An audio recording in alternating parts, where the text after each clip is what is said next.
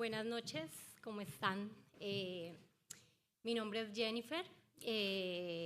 La verdad, estar acá parada es un gran honor para mí, pero a la vez también me siento un poco nerviosa. Espero, por favor, me tengan un poco de paciencia. Yo quiero contarles de que siempre he creído en Dios, siempre he sentido la presencia de Dios en mi vida y siento que en diferentes momentos de mi vida me ha llamado para seguirlo y caminar a su lado. Pero soy un ser humano. Hace poco escuchaba que somos seres humanos como los microondas, que queremos todo rápido y de inmediato. No soy la excepción a la regla. Y yo quería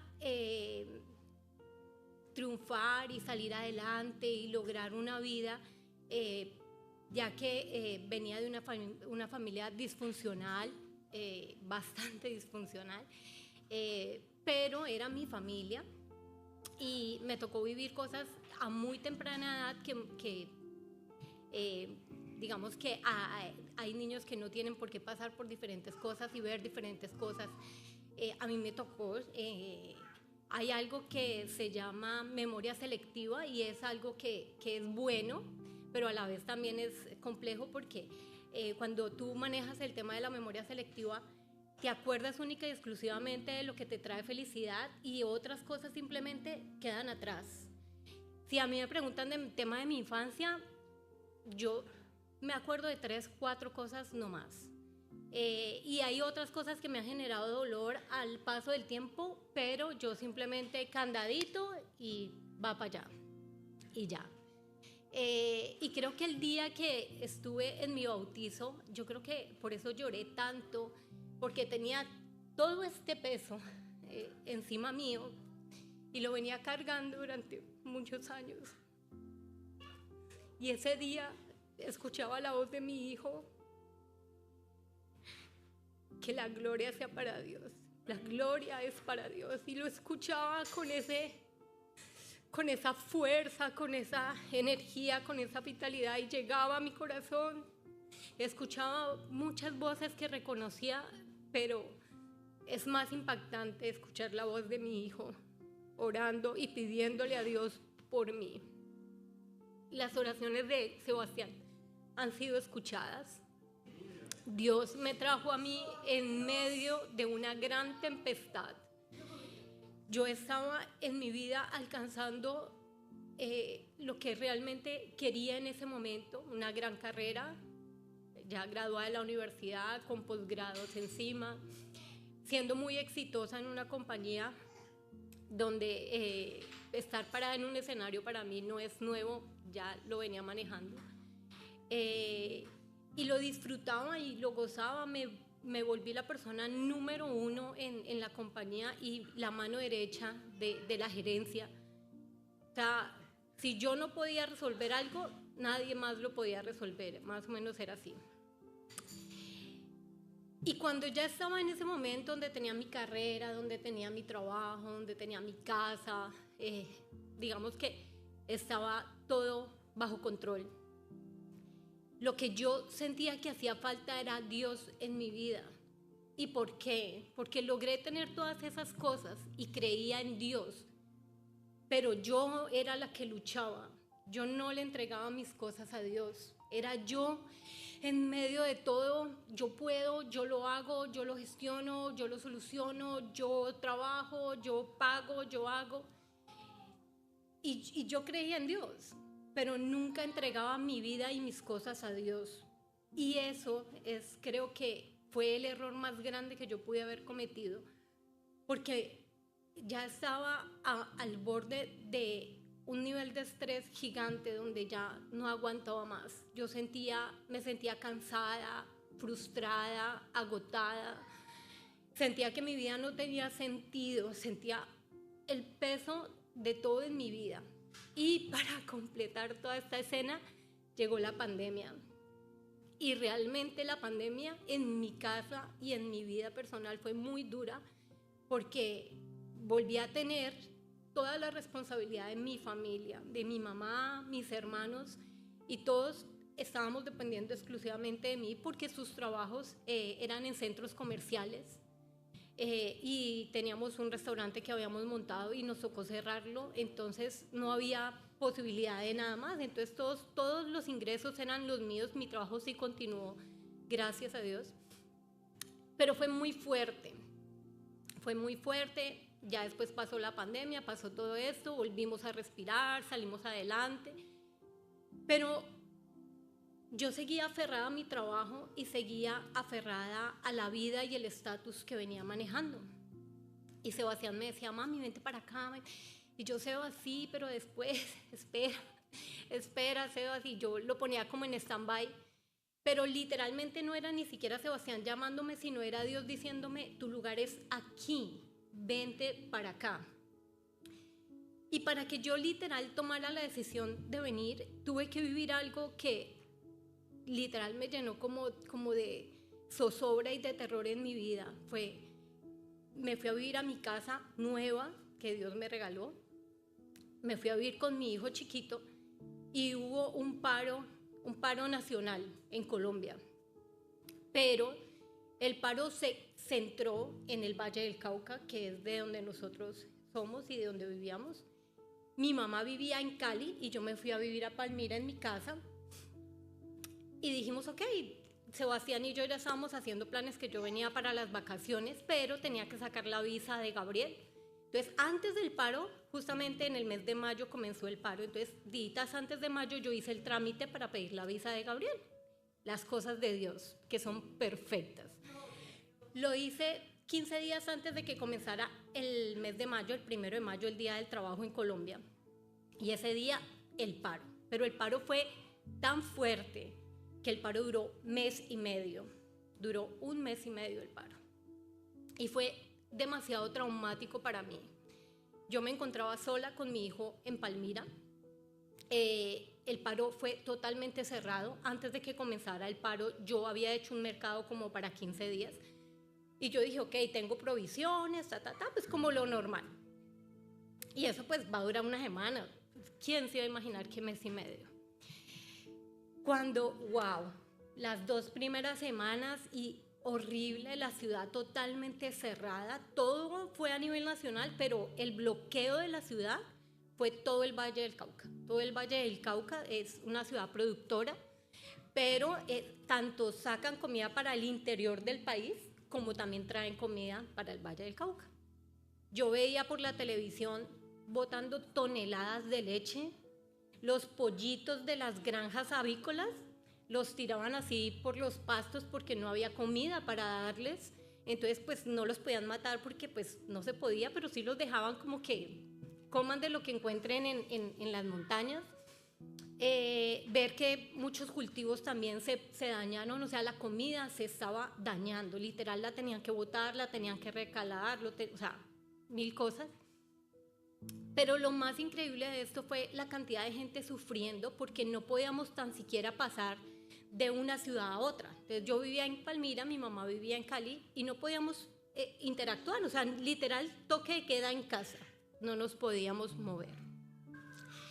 Y el tema empezó a complicarse más cuando ya se me empezaron a acabar las provisiones, cuando veía las noticias de cómo se estaba destruyendo la ciudad, cuando la gente empezaba a publicar videos de personas que estaban muriendo porque se agarraban entre la policía y los manifestantes, ver semáforos, o sea, la ciudad destruida, literalmente destruida, te pega muy duro, pero más aún cuando tú empiezas a ver el sonido de la violencia llegar a tu casa, cuando tú empiezas a escuchar los disparos, cuando tú empiezas a escuchar los gritos, cuando tú empiezas a ver que son las 2, 3 de la mañana y la gente sale corriendo de un lado para otro, cuando tú empiezas a ver las noticias y ves que dicen que la gente se está tirando a los cañaduzales para cuidar su vida, los cañaduzales es los cultivos de caña, y yo decía, oh my gosh, esto no lo quiero, y hubo un momento en toda esa escena que yo me acuerdo que me desperté porque empecé a escuchar los gritos y los disparos y yo decía, Dios mío, ¿dónde me voy a meter? ¿En qué lugar de mi casa tengo que empezar a buscar refugio para salvaguardar mi vida y obviamente la vida de Gabriel? Y yo de verdad me sentí ahogada porque yo le decía a Dios, no quiero esto, yo no quiero vivir esto, o sea, no sé por qué tengo que estar en esta situación. Y las noticias que le digo que veía no eran las noticias de los noticieros nacionales, sino las que uno ve a través de Instagram, donde la gente realmente puede manifestar y mostrar lo que está pasando. Pero cuando tú vas al noticiero, te das cuenta que en el noticiero todo lo manipulan, y en el noticiero mostraban que todo estaba perfecto, y nosotros estábamos mal, muy mal. Y otra cosa que tuve que vivir, cuando ya la gente empezó a mostrar que lo que pasaba en los noticieros no era cierto, nos quitaron el internet. Entonces empezamos a estar incomunicados. Y en estos momentos en un momento de una ola de terror como la que estás viviendo, y que te quiten el internet, que la gente no pueda mostrar lo que realmente está pasando, porque en la noche era donde se ponía todo más feo todavía, es de verdad devastador. Pero no solo con eso, cuando se me acabaron las provisiones, yo me fui con mis recursos a buscar en cualquier supermercado cercano algo que pudiera comprar. Pero yo me fui muy convencida de que iba a encontrar, y mi frustración fue aún más grande cuando yo fui a las alacenas del supermercado y no había nada que comprar. Ahí me sentí más frustrada, más derrotada, más angustiada, porque yo soy una persona adulta que puede aguantar, que se puede bandear con un arrocito con huevo o con lo que haya. Pero Gabriel estaba pequeño. Yo necesitaba pañales, necesitaba leche, necesitaba fruta, necesitaba la comida para Gabriel. Y era lo que más me dolía, sentirme que no tenía cómo cuidar a mi hijo, cómo protegerlo y cómo en un momento de mi vida cuidarlo de tal manera de que nunca nada le fuera a pasar. ¿Y a qué voy con todo esto? Dios hizo un milagro tan grande, y yo le oraba y le pedía a Dios todas las noches que me colocara en el lugar donde Él quería que yo estuviera. Y le pedía a Dios que nos cuidara y nos protegiera. Y un día, más o menos como Gabriel cumpleaños el 11 de mayo, como el 12, 13 de mayo, llegó la visa de Gabriel. Me llegó un mensaje al correo electrónico diciéndome: ve a tal dirección en Cali y recoge la visa de Gabriel. Y yo decía, wow, ¿cómo puede ser posible que no puede entrar comida, no puede salir nadie, todo el mundo, todo está cerrado, y me informan que la visa de Gabriel llegó? O sea, eso es solamente Dios. Y yo no lo podía creer. Yo decía, o sea, ¿cómo voy a recoger la visa? Estoy en Palmira y me toca ir hasta Cali. Oh, Dios mío, ¿cómo voy a hacer? Y por cosas de Dios también, una amiga me dijo, abrieron tal ruta, vamos a ir hasta donde podamos, vamos a intentarlo. Y yo, pero el susto es porque te rompen los carros, o sea, ven carros que van pasando y los van dañando. Pero entonces habían momentos en que como que dejaban pasar. Pasamos con mi amiga súper dolidas porque veíamos, o sea, eso se veía una ciudad totalmente destruida, los semáforos, como les digo, en el piso, todo mal. Y literalmente logramos llegar al punto a recoger la visa, y efectivamente fui obviamente la única que estaba en el sitio recogiendo la visa cuando me la entregaron, y yo solamente pude decir, oh, Diosito, gracias, porque es una señal de Dios. Sebastián me regaló los tiquetes, yo pedí vacaciones, pero todavía no sabíamos si podíamos viajar porque hasta el aeropuerto estaba cerrado, o sea, es muy complicado. Yo igual tenía que seguir trabajando remoto desde mi casa, pero mis reuniones gerenciales a nivel nacional eran contándoles todo lo que vivíamos, contándoles que no teníamos comida, contándoles que no teníamos pañales, contándoles la tragedia que estábamos viviendo. Y me di cuenta que había tanta gente que me quería, y tanta gente que me amaba, y tanta gente que me apoyaba. Todo el mundo me decía, Jennifer, te vamos a mandar pañales, te vamos a mandar comida. Y yo les decía que se los agradecía mucho, pero no iba a llegar. O sea, no, ellos tenían la voluntad y la intención, pero la comida y las cosas no iban a llegar.